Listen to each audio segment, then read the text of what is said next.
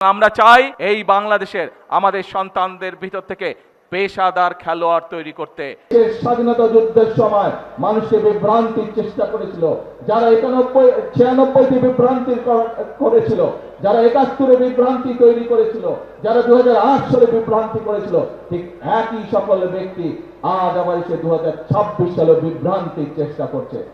আমাদের কাছে এখন অগ্রাধিকার হচ্ছে বিএনপির কাছে, যে সরকারকে বাংলাদেশের জনগণ 12 তারিখে নির্বাচনে নির্বাচিত করেছে, সেই বিএনপি সরকারের কাছে অগ্রাধিকার হচ্ছে মা বোনদের শিক্ষার ব্যবস্থা করা। সেই বিএনপির কাছে অগ্রাধিকার হচ্ছে হামের টিকার অভাবে যে বাচ্চারা অসুস্থ হয়ে যাচ্ছে। এর বাইরেও বাংলাদেশের মানুষ, গ্রামের মানুষ, শহরের মানুষ, উপজেলার মানুষ, জেলার মানুষ যে স্বাস্থ্য সেবা পাচ্ছে না, তাদের স্বাস্থ্যের সেবা নিশ্চিত করা।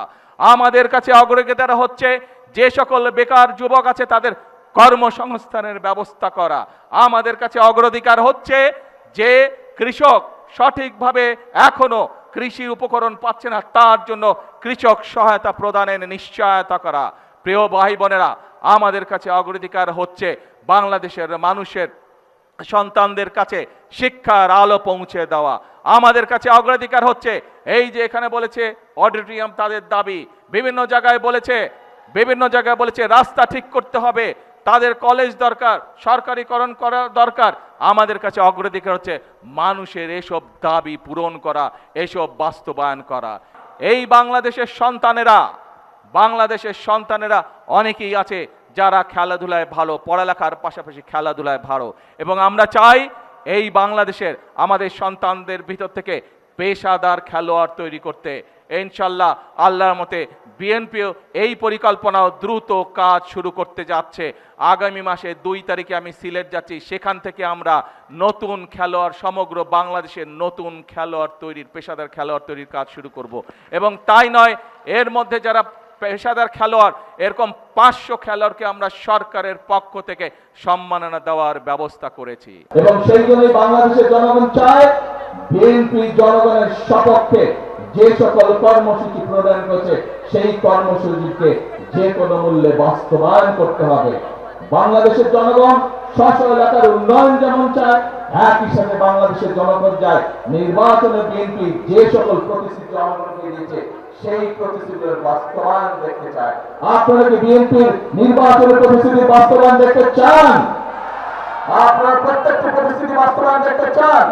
তাহলে আসুন আমাদেরকে আজকে সতর্ক হতে হবে। সেই সব লোকেদের বিরুদ্ধে যারা বিভ্রান্তি ছড়াতে চায়, সেই সব লোকদের বিরুদ্ধে যারা দেশ স্বাধীনের সময়, দেশের স্বাধীনতা যুদ্ধের সময় মানুষকে বিভ্রান্তির চেষ্টা করেছিল, যারা 96 বিভ্রান্তি করেছিল, যারা 71 বিভ্রান্তি তৈরি করেছিল, যারা 2008 সালে বিভ্রান্তি করেছিল, ঠিক একই সকল ব্যক্তি আজ আবার এসে 2026 সালে বিভ্রান্তির চেষ্টা করছে। কাজে প্রিয় ভাই বোনেরা, আমাদেরকে আজকে দেশকে গড়তে হবে। আমরা সংগ্রাম করেছি, আমরা আন্দোলন করেছি, এবং তারপরে স্বৈরাচারের বিতাড়িত হয়েছে এই দেশ থেকে। এখন আমাদের সামনে কাজ করতে হবে, আমাদেরকে এখন দেশকে গড়তে হবে, আমাদের দেশকে সামনে নিয়ে যেতে হবে, দেশের মানুষের ভাগ্যের পরিবর্তন করতে হবে। শহীদ রাষ্ট্রপতি জিয়াউর রহমান বলেছিলেন 9 কোটি লোকের 18 কোটি হাত। আজ দেশের জনসংখ্যা প্রায় 20 কোটি লোকের 40 কোটি হাত। আমরা কি পারবো না দেশ গঠন করতে? আমরা সকলে ইনশাআল্লাহ পারবো, সকলে যদি আমরা একসাথে কাজ করি।